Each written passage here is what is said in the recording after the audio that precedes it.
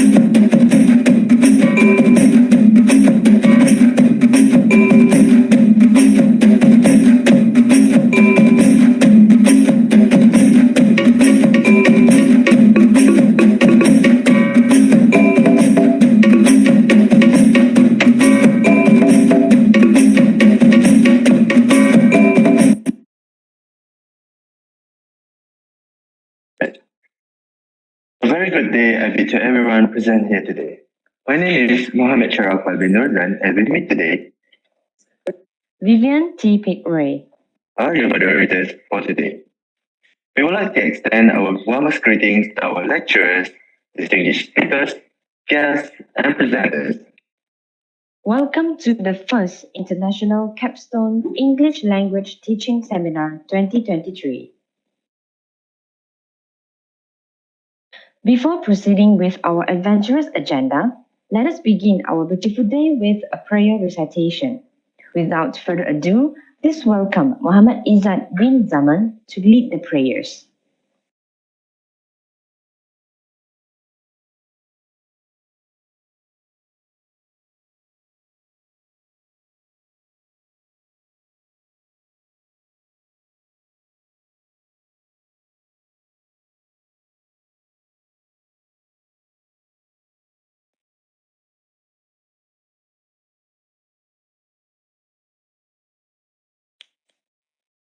Before we begin, let us recite Kitab Al-Fatiha.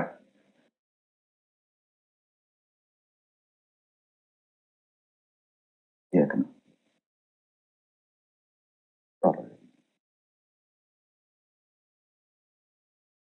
أعوذ بالله من الشيطان الرجيم بسم الله الرحمن الرحيم الحمد لله رب العالمين حمدا يوافي نعمه ويكافئ مزيده يا ربنا لك الحمد كما ينبغي لجلال وجهك الكريم وعظيم سلطانك اللهم صل على سيدنا محمد صلاة تنجينا بها من جميع الأقوال والآفات وتقضي لنا بها جميع الهاجات وتطهرنا بها من جميع السيئات وترفعنا بها عندك أعلى الدرجات وتبلغنا بها أقصى الغايات من جميع الخيرات في الحياة وبعد الممات وعلى آله وصحبه وسلم تسليما كثيرا برحمتك يا أرحم الراحمين.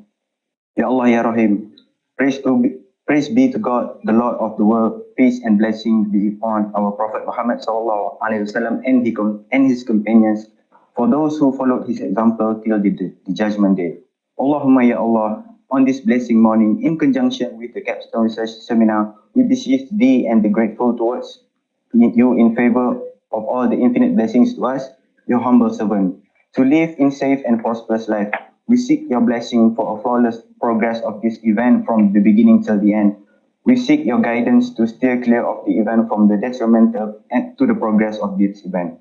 ربنا آتنا في الدنيا حسنة وفي الآخرة حسنة وقنا عذاب النار. وصلى الله على سيدنا محمد وعلى آله وصحبه أجمعين. سبحان ربك رب العزة عما يصفون وسلام على المرسلين والحمد لله رب العالمين. آمين يا رب العالمين.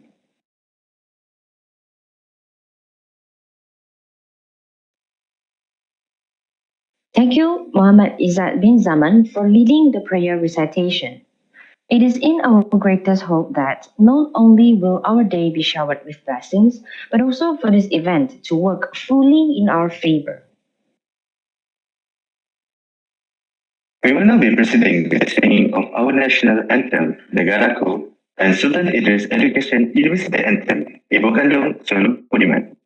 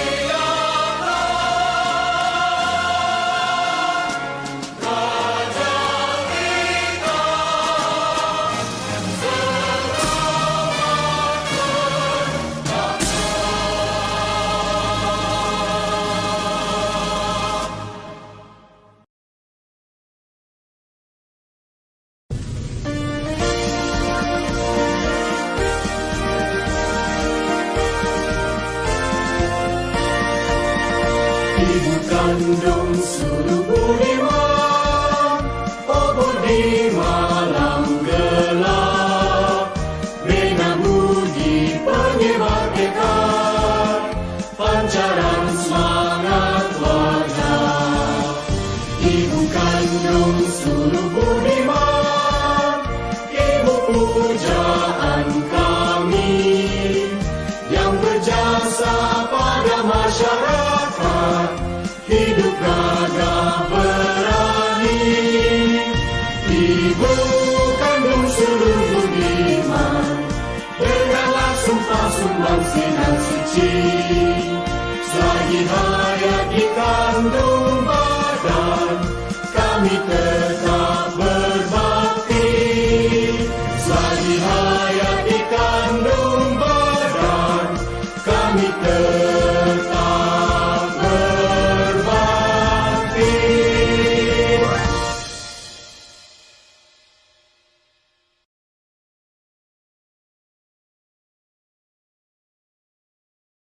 Ladies and gentlemen, it is an honor to have in our presence today the Dean of the Faculty of Languages and Communication, Associate Professor Dr. Mazura Mastura binti Muhammad, to present her speech. Let us welcome Dr. Mazura Mastura to give her speech. Assalamualaikum warahmatullahi wabarakatuh, and a very good morning to the distinguished guests, ladies and gentlemen.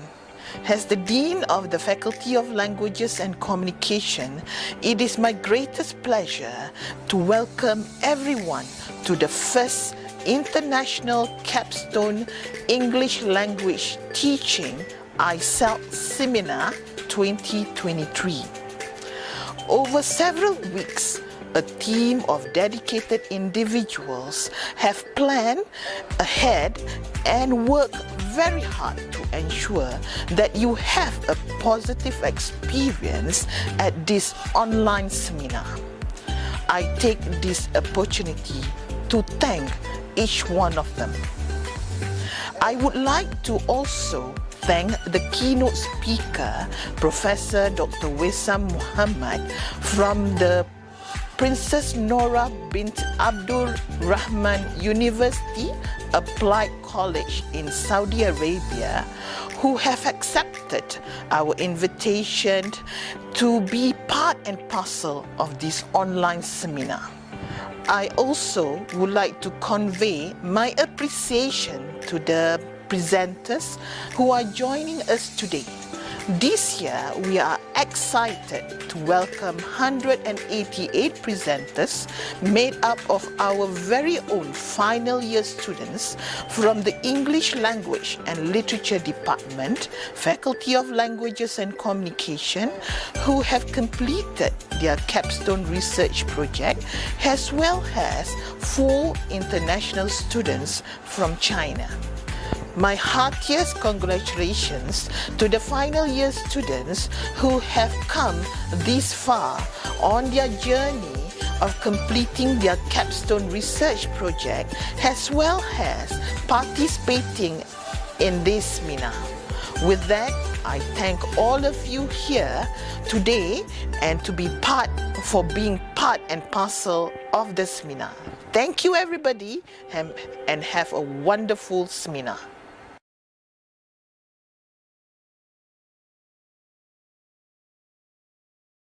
Thank you to Dr. Mazura Mastura for her encouraging speech. Ladies and gentlemen, it is also an honor to have in our presence today our keynote speaker, Professor Dr. Wissam Muhammad Abdul Khalik Ibrahim from Princess Noor bint Abdul Rahman University Applied College to give a powerful speech. Let us welcome Professor Dr. Wissam Muhammad. Hello, I'm Professor Wissam Ibrahim, a professor of English Language and Linguistics at the Faculty of Education, Tanta University, Egypt, and currently I am working at the Applied College in Princess Noor University in Saudi Arabia. I am also a senior fellow of the British Higher Education.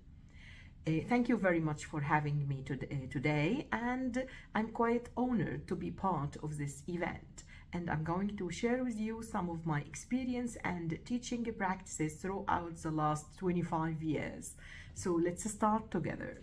Throughout my teaching career in Egypt, which started in 1996, after graduated from the Faculty of Education, Tanta University, and getting appointed as an assistant lecturer, I noticed that the teaching style tends to be teacher-centered. Teachers adopt a traditional teaching style, a traditional lecturing style. Teachers are the only providers of knowledge, and the students are just passive recipients.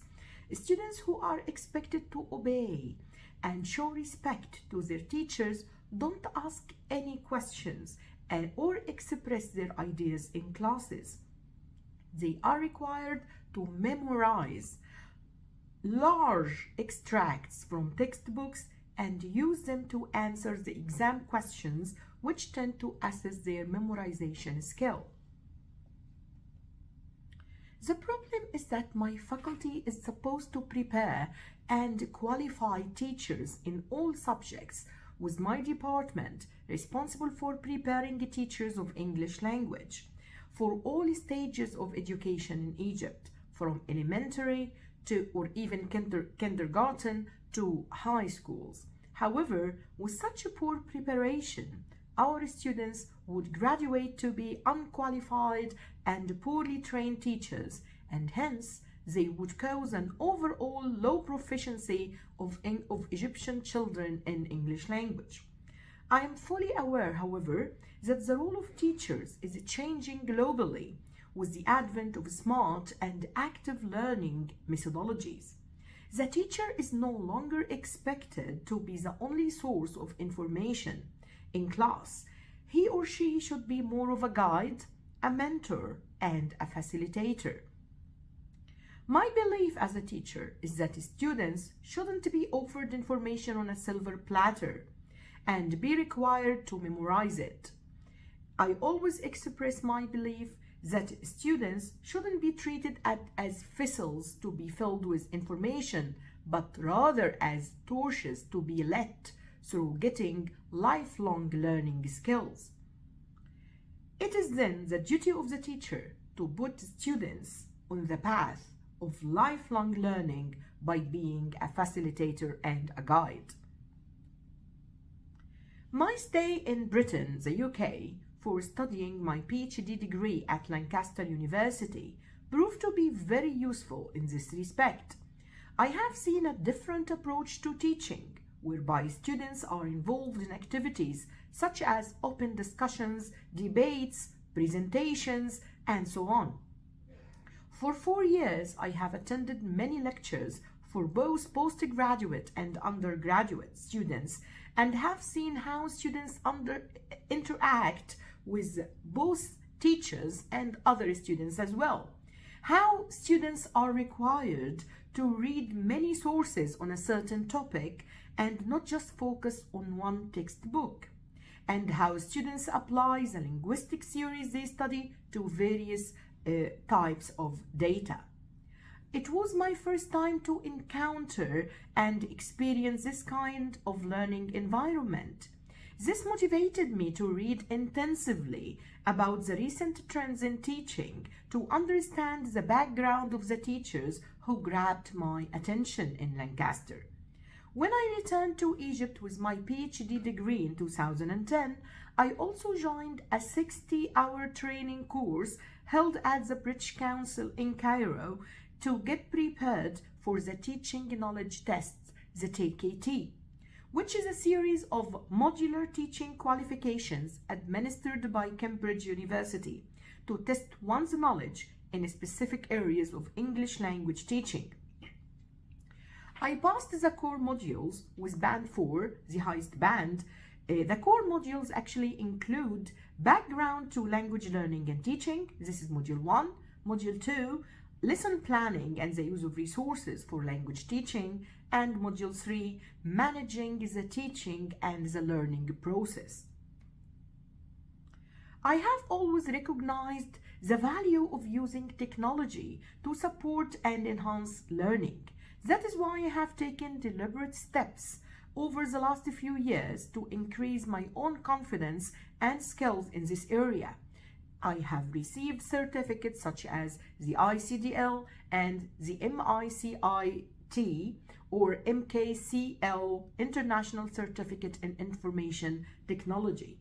In 2016, I attended 3 workshops for 72, which lasted 72 hours. These workshops were administered by the Egyptian National Authority for Quality Assurance and Accreditation of Education, NAQA, to qualify as an external reviewer. When I was convinced that when I learn about quality assurance, I would follow the procedures and requirements of quality assurance in my teaching and all my practices. I also joined a TOT or Training of Trainers course and received the license to be a trainer of other faculty members at the Faculty and Leadership Development Center at Tanta University. Teaching is and will always be my passion. I am determined to create for my students a better learning environment and to disseminate the knowledge I acquired to my colleagues, which would in turn reflect on improving the learning context for all my students. I am an advocate of the active learning approach, which encourages student engagement and improve learning overall, improve student learning and student experience overall. It is quite useful in achieving the intended learning in outcomes of all educational programs, the ILOs, since it provides the students with an opportunity to develop higher order thinking under teacher guidance and with peer support.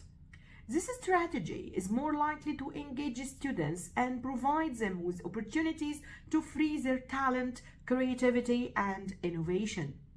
After all, we are all morally obliged to help improve the proficiency of our students through equipping them with some soft skills that will change their attitude as learners from depending only on memorizing just to pass an exam to being able to obtain knowledge on their own, express themselves without being shy, interact with others, be part of a team, respect deadlines, and have a better sense of time management, and so on. Hence, I vary my classroom activities. I use activities that range between simple activities such as think, bear, share, group discussions, and brainstorming to more complicated activities such as role plays, debates, and student presentations. As for the practices I follow in my classes, generally speaking, I always start each course by explaining to the students the ILOs, the intended learning outcomes we want to achieve through studying this course.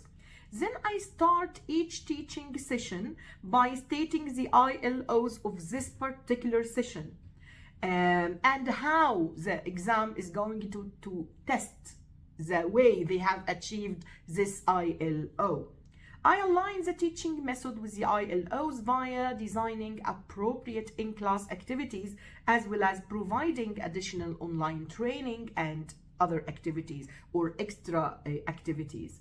I measure the achievement of the ILOs through assessing the students' performances in these activities as well as their grades in the quizzes and overall interaction in class, which would indicate whether the ILOs were achieved or the students still need further clarification, support, and revision. I always conduct a revision at the end of each academic term to grant students the opportunity to ask questions and reflect on how they benefited from the course. I always start my classes with a warming up activity that would take few minutes to make sure that my students have done the required readings and grasped all the concepts we have focused on in the previous lectures. I try to engage all students in this activity by eliciting small bits of information from a large number of students. And let me tell you here that the range of students in my classes in Egypt range from 200 to even 600 or more students in each class. During the activity, the warming up activity, I leave the podium, which I am supposed to stand on and lecture the students. I leave the podium and get into among the students in the seating area of the students, and then I randomly pick as many students as I can to contribute to the discussion of the previous topics.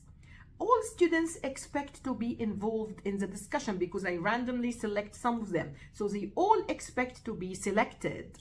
So most of them prepare themselves for each class by covering the required readings.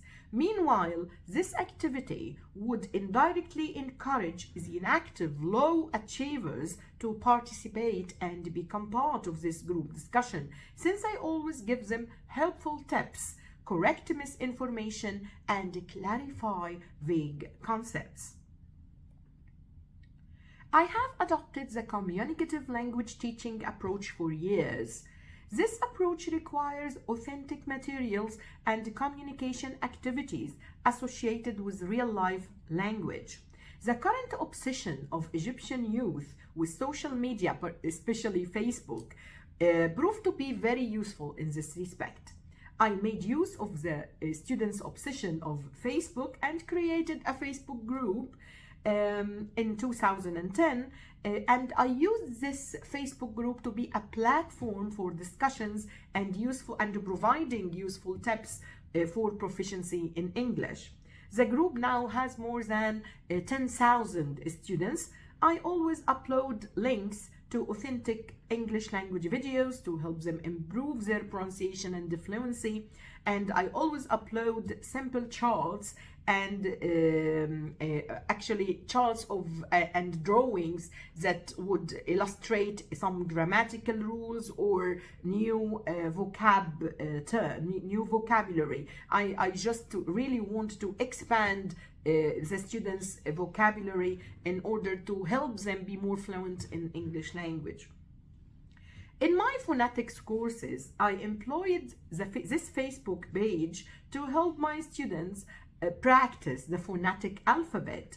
Each student was required to practice the phonetic chart at home, make a video of himself or herself reading all the vowels and consonants and examples of each vowel and consonant, and upload this video on the Facebook page. I watch all the videos and provide each student with the feedback in the comments section. My students were really excited about this activity and they were motivated to master the activity to get positive comments. I have decided to take the active learning strategy of role plays a step further. So I initiated a learning through acting project with 20 students. I started with a limited number of students, 20 students, 8 boys and 12 girls. I scheduled weekly meetings with this group, which I called my children, and I actually feel that they are my real children because I spent with them like more than 2 years meeting every single week, and we really enjoyed the time we spent together. I divided my children into couples, and each couple was assigned a film scene every week. They used to practice together all week, then perform in front of me in our weekly meetings. We continued this venture for 2 years. In the end of the second academic year, we organized an event and invited all the staff members to attend the performances of the group. My colleagues couldn't believe the progress of the students' fluency in English language. I felt so proud of my children and became ambitious to give the same chance to all the students to help them improve their language through acting. My colleagues actually told me that this would be impossible due to the large number of students. As I told you before, they sometimes exceed 600 or even 800 students in one class. I was determined, however, to proceed and provide this learning experience to all my students. Hence, I initiated what came to be known as the Harry Potter project for all the the second year classes. And I have 2 classes at the second year, primary English class and the basic English class. So the teachers in the basic English class would teach in preparatory schools, and the teachers who would graduate from the other section would are supposed to be teach in preparatory schools and high schools. So I was teaching 2 classes, and both of them have like 1,000 students. So when I initiated the Harry Potter project, I knew that I am having 1,000 students and I'm going to watch a lot of videos. So I dedicated all my weekends throughout the academic term just to watch the students' videos and comment on them. I asked the students to form small groups consisting of 3 to 5 members and provide me with a list of names in each group. Each group was required to film 10 scenes from the Harry Potter series throughout the academic term, which has like 15 weeks. I selected 10 scenes from the 8 films, starting from the first film and going to the 8th, in order to have a gradual development in the complexity of language, because as we all know, the first 3 films in Harry Potter series is quite simpler if we compare them to the last films. Each week, groups were required to watch the scene many times, practice acting the scene throughout the week, and by the end of the week, videotape their performance and upload it on my students' Facebook page. I watched every single video and wrote my feedback in the comment section for each group. Some of the groups were randomly picked to present in class in front of all the other students. My students really enjoyed the Harry Potter project. Some of them told me that the project was a great learning experience, different from anything they have witnessed before. They added that they couldn't believe that they can improve their English language and at the same time bond with each other and have fun. In the end of the academic year, I organized the performance of some groups in front of the staff members in my department. My colleagues were amazed by the improvement that took place in the students' proficiency in English. The feedback I received from my colleagues was quite positive. Many of them stated that this is amazing. It is a large-scale training program that required devotion, time, and effort. Thank you. I was thrilled to get their positive feedback and to see my colleagues' desire to emulate this activity in their classes. Another example I used to enhance students' engagement was in a linguistics class. And actually this class was an introduction to linguistics in which I give the students chapters on stylistics, pragmatics, discourse analysis, metaphor studies, and so on. I require the students to apply principles of Jonathan Culpeper's impoliteness model to extracts from 2 Arabic programs broadcasted on Egyptian TV, Abla Fahita and Saturday Night Live in Arabic. I have selected these 2 programs specifically because they attracted millions of viewers and that I have already studied them in my own research, and my research provided evidence that these episodes the episodes of these programs are full of instances of impoliteness within the model of Jonathan Culpeper. Students read about Jonathan Culpeper and I discussed the model with them in some lectures before they started the venture of analyzing the Egyptian programs. So we explored together the impoliteness model and the examples that were given or provided in research on English language, and then the students started doing the same to the Arabic data of the 2 Egyptian programs. So they tried to apply the framework to the Arabic programs and they extracted examples that were really interesting. Then they were required to present their findings in English in front of the whole class in the end of the academic year. To my delight, a student commented on this project and said, "I will forget all the content I have memorized for the other subjects, but I will never forget Impoliteness Theory by Jonathan Culpeper, and I will never forget our project on Abla Fahita and Saturday Night Live in Arabic." And to my delight, actually most of the students commented on her or replied to her comment on Facebook, actually agreeing with what she said, that they will never forget this project. Teaching postgraduate students is an enjoyable experience for me. I try to introduce them to the new trends in linguistics.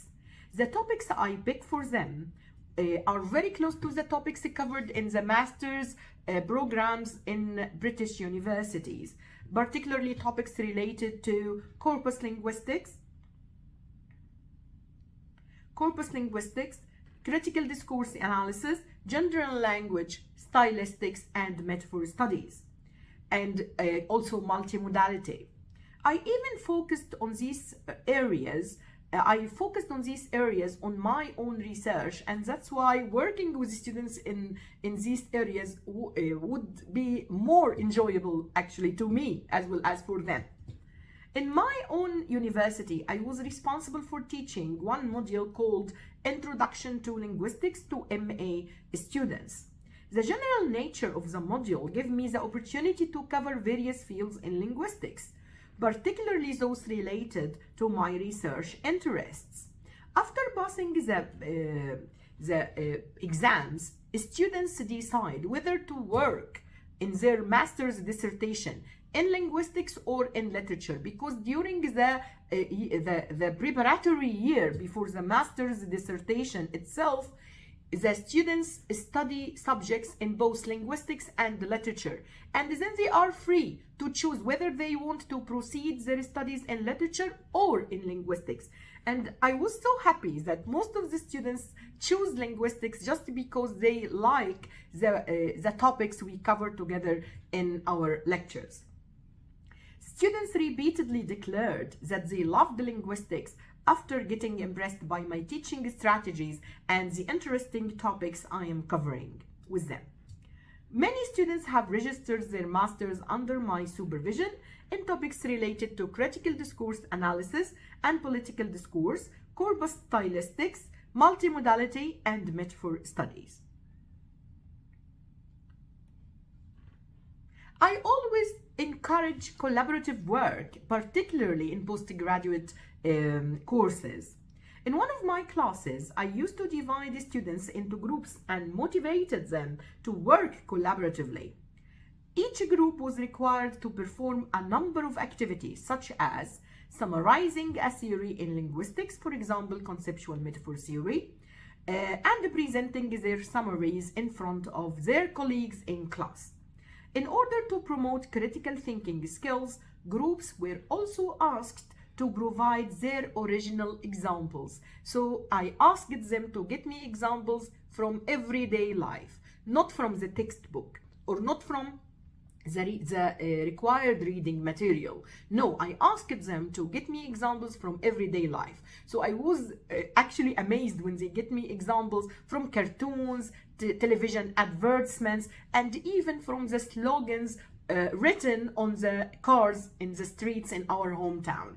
So they were so excited about collecting the real life examples, even more than summarizing the theory itself.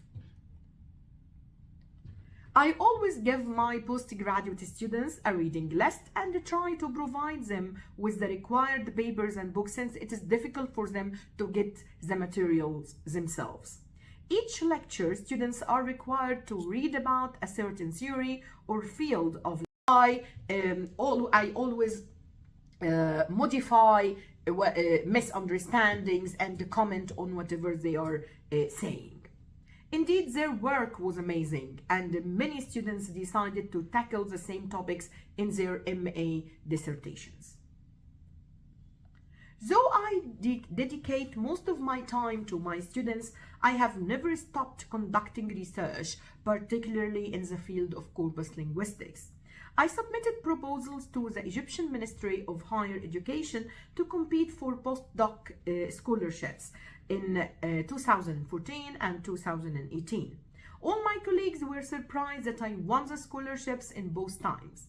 I heard that it never happened before. However, I wasn't much surprised because my work on corpus linguistics was considered to be pioneer in Egypt. Corpus linguistics wasn't that much known or common in Egypt when I returned to Egypt after getting my PhD in 2010. So I was considered one of the pioneers of corpus linguistics in Egypt back then. So in the last postdoc scholarship, in order to get it, I had to go through an interview, and one of the interviewers was the vice chancellor of an Egyptian university, and he actually expressed his pride in me and said that I wish all Egyptian scholars are passionate about their fields as you are passionate about corpus linguistics. I really love corpus linguistics and I enjoy working on it. And my passion shows whenever I talk about corpus linguistics. My academic efforts were acknowledged by Tanta University in 2018, and they awarded me the Tanta University Award for Distinguished Researchers. It was a pleasure actually being with you today, and it was an honor to be part of this great event. Thank you very much for having me and for giving me this opportunity. My deepest wishes for great success for this event and for all your future events. Thank you very much.